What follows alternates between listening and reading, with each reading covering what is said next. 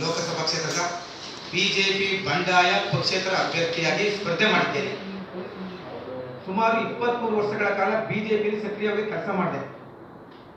ಸ್ಥಳೀಯರಿಗೆ ಅವಕಾಶ ಕೊಡದೇನೆ ಪಲಾಯನ ಮಾಡಿದವರಿಗೆ ಯಾವ ಒಬ್ಬ ಬಲಿಷ್ಠ ವ್ಯಕ್ತಿಯಿಂದ ಪಲಾಯನ ಮಾಡಿದ ವ್ಯಕ್ತಿಗೆ ಬೆಂಗಳೂರು ಉತ್ತರದಿಂದ ಬಿಜೆಪಿಯಿಂದ ಟಿಕೆಟ್ ಕೊಟ್ಟಿದ್ದಾರೆ. ಅದು ನಿಮ್ಗೆ ಅರ್ಥವಾಗಿರಬೇಕು. ಏಕೆಂದರೆ ಸುಮಾರು ಲಕ್ಷಾಂತರ ಕಾರ್ಯಕರ್ತರಿದ್ದಾರೆ. ಬೆಂಗಳೂರು ಉತ್ತರದಲ್ಲಿ ಸುಮಾರು 33 ಲಕ್ಷ ಮತ ಬಾಂಧವರಿದ್ದಾರೆ. ಅದರಲ್ಲಿ ಯಾರಾದ್ರೂ ನೊಂದು ಬೆಂದು ಬಿಜೆಪಿಗೆ ತಮ್ಮ ಕನುಮನ ತ್ಯಾಗ ಮಾಡಿದವರಿಗೆ ಗುರುತಿಸಿ ಟಿಕೆಟ್ ಕೊಡ್ತಾನೆ. ಶೋಭಾ ಕರಂದ್ಲಾಜೆ ಅಂತ ಅವರಿಗೆ ಟಿಕೆಟ್ ಕೊಟ್ಟಿದ್ದಾರೆ. ಅವರು 2008ರಲ್ಲಿ ಯಶವಂತಪುರದಲ್ಲಿ ನಿಂತುಕೊಂಡು ತಿರ್ಗಾ 2013ರಲ್ಲಿ ಬಿಜೆಪಿ ಪಕ್ಷವನ್ನು ಬಿಟ್ಟು ಕೆಜೆಪಿಗೆ ಹೋಗಿ 2000 ರಾಜಾಜಿನಗರದಲ್ಲಿ ನಿಂತ್ಕೊಂಡು ಕೆಜೆಪಿಯಿಂದ ಸೋತು ಸುಣ್ಣವಾಗಿ ಯಶವಂತಪುರಕ್ಕೂ ಅನ್ಯಾಯ ಮಾಡಿದ್ರು. ಅಲ್ಲಿ ಮತ ಬಾಂಧವರು ನಂಬಿ ಕಾರ್ಯಕರ್ತರು ಇನ್ನೊಬ್ಬರನ್ನು ವಿರೋಧ ಮಾಡ್ಕೊಂಡು ಅಲ್ಲಿ ಜೀವನ ಮಾಡೋಕ್ಕಾಗಲ್ಲ ಅಂಥವ್ರು ಈ 2 ಕ್ಷೇತ್ರಗಳನ್ನ ಪಲಾಯನ ಮಾಡಿ ಚಿಕ್ಕಮಗಳೂರಿಗೆ 2013 ಹೋದಾಗ ಅಲ್ಲಿ 14ಕ್ಕೆ ಅಲ್ಲಿ ಚುನಾವಣೆ ನಿಂತ್ಕೊಂಡ್ರು. ಅಲ್ಲಿ ಗೆದ್ದು ಮತ್ತೆ 2019ರಲ್ಲಿ ಮತ್ತೆ ಗೆದ್ದು ಕೃಷಿ ಸಚಿವ ಆಗಿದ್ದಾರೆ. ಇವರಿಗೆ ಶೋಭಾ ಕರಂದ್ಲಾಜೆ ಅವರಿಗೆ ದೊಡ್ಡ ಲೀಡರ್ ಅಂತ ಕೊಟ್ರ, ಇದರ ಒಕ್ಕಲಿಗರ ಗೌಡರು ಅಂತ ಟಿಕೆಟ್ ಕೊಟ್ರ, ಇಲ್ಲ ಯಡಿಯೂರಪ್ಪನವರು ಆಪ್ತರು ಅಂತ ಟಿಕೆಟ್ ಕೊಟ್ರ? ಇವನ್ನ ಮಾನದಂಡನೆ ನೀವೇ ಹೇಳಿ. ಏಕೆಂದರೆ ಹಂಗೆ ಕೊಟ್ಟರೆ ಕಾರ್ಯಕರ್ತರಿಗೆ ಹೋಗಬೇಕು.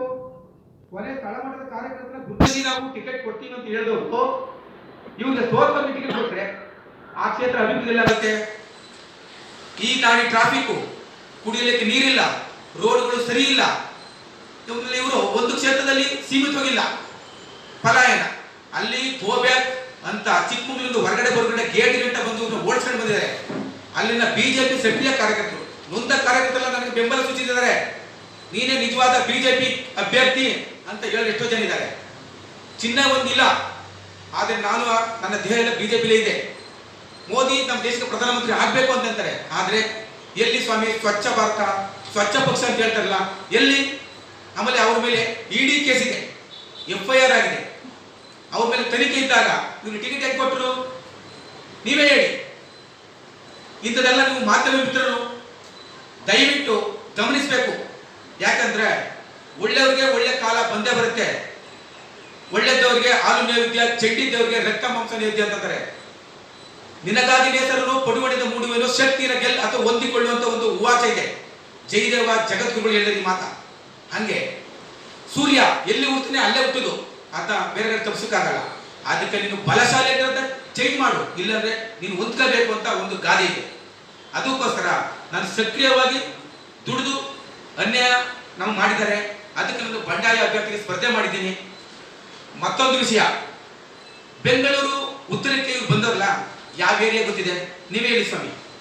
ಸುಮಾರು 2008 ಇಲ್ಲಿಂದ ಪಲಾಯನ ಮಾಡಿದವರು 2024 ಮತ್ತೆ ಇಲ್ಲಿ ಬಂದವರಲ್ಲ, ಯಾರು ಕಾರ್ಪೊರೇಟರ್ ಇದ್ದಾರೆ, ಯಾರು ಮಾಜಿ ಇದ್ದಾರೆ, ಯಾರು MLA ನಿಂತಿದ್ರು, ಯಾರು ಸೋತಿದ್ದಾರೆ, ಎಲ್ಲರೂ ಗಣೆ ತಕ್ಕೊಳ್ಬೇಕು. ಲೋಕಲ್ಲೇ ನಮ್ಮ ಊರಲ್ಲಿ, ನಮ್ಮ ಏರಿಯಲ್ಲಿ, ನಮ್ಮ ಕೇರಿ ಅಂತ ಹೇಳ್ತಾರೆ ಹಳ್ಳಿ ಭಾಷೆಯಲ್ಲಿ. ನೀರಿಲ್ಲ, ಚರಂಡಿ ಗಲೀಜಿದೆ, ಕ್ಲೀನ್ ಇಲ್ಲ. ನೋಡಿ ಬರ್ತಾರ? ಓಲಿ ಡೆಲ್ಲಿಲಿ ಹೋಗ್ಬಿಟ್ಟು ಪ್ರಧಾನಮಂತ್ರಿ ನಿಂತ್ಕೊಂಡು ಮಾತಾಡುವ ಕೂತ್ಗೆ ಇದೆ 25 ಜನ ಸಂಸದರಿಗೆ ನಾನು ಕೇಳ್ತೀನಿ ಮಾಧ್ಯಮದ ಮುಂದೆ, ನಮ್ಮಂತ ಛಲ ಇದೆ, ಏನಾದರೂ ಮಾಡಿಲ್ಲ ಮಡಿ ಅಂತ ಕೇಳಬೇಕು ಅಂತ ನೀವು ಇದು ಮಾಡಬೇಕು. ಸುಮ್ಮನೆ ಯಾರು ಹೇಳ್ತಾರೆ, ಕೆಲವು ದೊಡ್ಡ ಮಾಧ್ಯಮ ಮಿತ್ರರು, ದೊಡ್ಡ ಚಾನಲ್ ಇದಾವೆ, ಕೆಲವರು ಇಂಥವ್ರನ್ನ ಬೆಳೆಸ್ಬೇಕು ನೀವು. ಈಗ ಮಾಧ್ಯಮ ಏನು ನಮ್ಮ ಇಡೀ ದೇಶಕ್ಕೆ ಒಂದು ಹೆಸರುವಾಸಿ ಮಾಧ್ಯಮ ಅಂದ್ರೆ. ಮಾಧ್ಯಮ ತುಂಬಾ ಗೌರವ. ಸುಪ್ರೀಂ ಕೋರ್ಟ್ ಇದೆ, ಹಂಗೆ ಮಾಧ್ಯಮದವರು ಎಂತ ಜಡ್ಜ್ ಆಗ್ಲಿ ಎಂತರಲ್ಲಿ ನೀವು ಮಾಧ್ಯಮದವರು ಏನು ಬೇಕಾದ್ರೂ ಮಾಡಬಹುದು. ಹರಿತವಾದ ಕಡ್ಗಕ್ಕಿಂತ ಒಂದು ಮನಚಾದ ಲೇಖನಿಯ ಮೇಲೆ ಅಂತ ಹೇಳ್ತಾರೆ, ಆ ತರ ನಿಮ್ಮಲ್ಲಿದೆ. ಅದೆಲ್ಲ ಚೇಂಜ್ ಮಾಡೋದು. ಮತ್ತೆ ಬೆಂಗಳೂರು ಗ್ರಾಮಾಂತರ ಅಡ್ಜಸ್ಟ್ಮೆಂಟ್ ರಾಜಕಾರಣ, ಅಲ್ಲಿ ಇವರು ಶೋಭಾ ಕರಂದ್ಲಾಜೆಗೆ ನಾವು ಇಲ್ಲಿ ಗೆಲ್ಲಿ ಅಂತ ಅಲ್ಲಿ ಅಪ್ಪ ಮಕ್ಕಳಾಗ್ಲಿ ಕನಕಪುರಕ್ಕೆ ಹೋಗಿ ಇವರು ಇನ್ನ ಒಂದು ಪ್ರಚಾರ ಮಾಡಿದಾರ. ಯಡಿಯೂರಪ್ಪ ಆಗಲಿ ವಿಜೇಂದ್ರ ಆಗಲಿ ಯೋಚನೆ ಮಾಡಿ.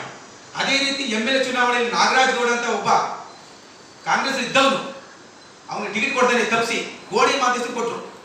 ಅವ್ನು 14,000 ತಗೊಂಡ, ಪಕ್ಷೇತರ ಅಭ್ಯರ್ಥಿ 75,000 ತಗೊಂಡ. ಅದು ಅಡ್ಜಸ್ಟ್ಮೆಂಟು. ಮೈಸೂರಲ್ಲಿ ಯತೀಂದ್ರ ಸಿದ್ದರಾಮಯ್ಯ ನಿಂತ್ಕೊಳ್ತಿತ್ತು.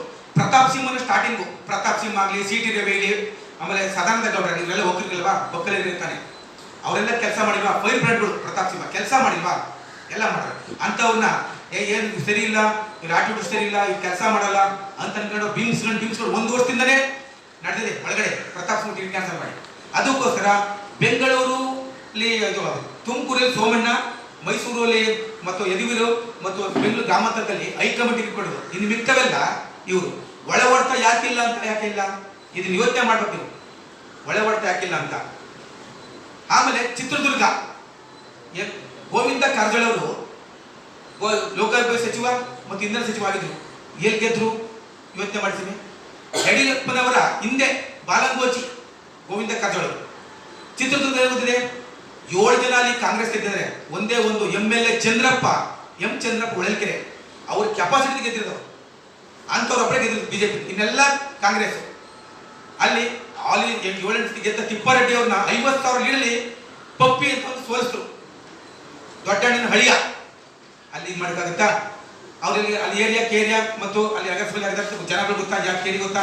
ಚಳ್ಳಕೆರೆ ಗೊತ್ತಾ? ಹಿರಿಯೂರು, ಮೊಳಕಾಲ್ಮೂರು, ಹೊಳಲ್ಕೆರೆ, ಹೊಸದುರ್ಗ, ಚಿತ್ರದುರ್ಗ ಟೌನು ಏನು ಗೊತ್ತಿಲ್ಲ ಸ್ವಾಮಿ. ಅಂಥವ್ರನ್ನ ಅಲ್ಲಿಸಿದ್ದಾರೆ ಇವರು. ಆಮೇಲೆ ಈಶ್ವರಪ್ಪನ ಮಗ ಆಗಲಿ ಅಪ್ಪ ಆಗಲಿ 1 ವರ್ಷದಿಂದ ನೀವು ನಿಂತ್ಕೊಳ್ಳಪ್ಪ, ನಾನು ಟಿಕೆಟ್ ಕೊಡ್ತೀನಿ, ನನ್ನ ಬಿಡಲ್ಲ ಅಂತ ಯಡಿಯೂರಪ್ಪ ಹೇಳಿದ್ದಾರೆ. ಚಾಲೆಂಜ್ ಮಾಡ್ತೀನಿ, ಅವ್ರಿಗೆ ಸವಾಲಾಗ್ತೀನಿ ಯಡಿಯೂರಪ್ಪ ಅವ್ರಿಗೆ. ಅವರು ಕೊನೆಗಳಲ್ಲಿ ಬೊಮ್ಮಾಯಿ ಬಿಜೆಪಿನ ಸರ್ವನಾಶ ಮಾಡಿದ, ಸೋಲಿಸಿ ಕೇವಲ 66 ಸೀಟ್ ಬಂತು.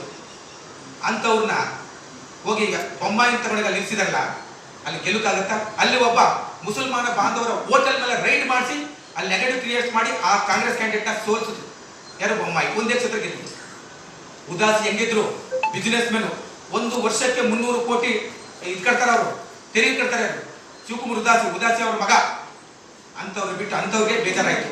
ಅದಕ್ಕೋಸ್ಕರ ನಾವು ಈ ಶೋಭಾ ಕರಂದ್ಲಾಜೆ ಅವ್ರದ್ದು ಯಾವುದು ಕಾಂಟ್ರಿಬ್ಯೂಷನ್, ಯಾವ ಮಾನದಂಡ ನೀವೇ ಯೋಚನೆ ಮಾಡಿ ಸ್ವಾಮಿ ದಯವಿಟ್ಟು. ಮತ್ತು ವಿಜೇಂದ್ರ ಅವ್ರ ಹೋರಾಟ ಏನು? ರಾಜ್ಯಾಧ್ಯಕ್ಷ ಏನು ಕಾರಣ, ಏನು ಮಾನದಂಡ? ಬಗರ್ ಹುಕುಮ ಚಳವಳಿ ಮಾಡಿದಾರ? ಯಾವ ದೊಡ್ಡ ಪ್ರತಿಭಟನೆ ಮಾಡಿದ್ದಾರೆ ಕಾಂಗ್ರೆಸ್ ವಿರುದ್ಧ? ಅವರಪ್ಪ ಜೈಲಿಗೆ ಹೋದ್ರು, ಜೈಲಿಂದ ಬಿಡಿಸಿದ್ರೆ ಇವರು ಹೋರಾಟ ಮಾಡ್ಕೊಂಡು ಬಿಡಿಸ್ಕೊಂಡ್ರು ಅವ್ರನ್ನ ಜೈಲಿಂದ. ಇದು ಇವ್ರ ಹೋರಾಟ. ಆ ಮಾನದಂಡದಿಂದ ಅವ್ರಿಗೆ ಟಿಕೆಟ್ ಕೊಯ್ದು ರಾಜ್ಯಾಧ್ಯಕ್ಷ ಸ್ಥಾನ ಕೊಡೋದು. ಒಬ್ಬ ಮಗ ಸಂಸದ, ಇನ್ನೊಬ್ಬ ಮಗ MLA ಮತ್ತು ರಾಜ್ಯಾಧ್ಯಕ್ಷ. ಅಪ್ಪ ದೆಹಲಿಯಲ್ಲಿ ಸಂಸದೀಯ ಮಂಡಳಿ ಸದಸ್ಯರು. ಈ ಲೋಕಸಭಾ ಚುನಾವಣೆ ಆದ್ಮೇಲೆ ಯಾರ್ಯಾರು ಎಲ್ಲಿರ್ತಾರೆ ಅಂತ ನೀವೇ ಬ್ಯಾಟ್ರಿ ಹಾಕಿ ಹುಡುಕಬೇಕಾಗುತ್ತೆ. ಮಾಧ್ಯಮ ಮಿತ್ರರೇ, ಇದು ನಿಮ್ಮ ಗಮನಕ್ಕೆ ತರ್ತೀನಿ, ಯೋಚನೆ ಮಾಡಿ. ಕಟೀಲ್ ಅಧ್ಯಕ್ಷ ಆಗಿದ್ರೆ ಯಾಕೆ ಹೋರಾಟ ಮಾಡಿಲ್ಲ, ಯಾಕೆ ಓಡಾಡಲಿಲ್ಲ? ಇವಾಗ ಹುಡುಗರು 35-40 ವರ್ಷ ಹುಡುಗರ ಓಡಾಡ್ತಾರಲ್ಲ. ಮಕ್ಕಳಿಗೋಸ್ಕರ ಬಿಜೆಪಿ ಪಕ್ಷವನ್ನ ಬಲಿ ಕೊಡ್ತಾ ಇದ್ದಾರೆ ಇವರು. ಕಾರ್ಯಕರ್ತರು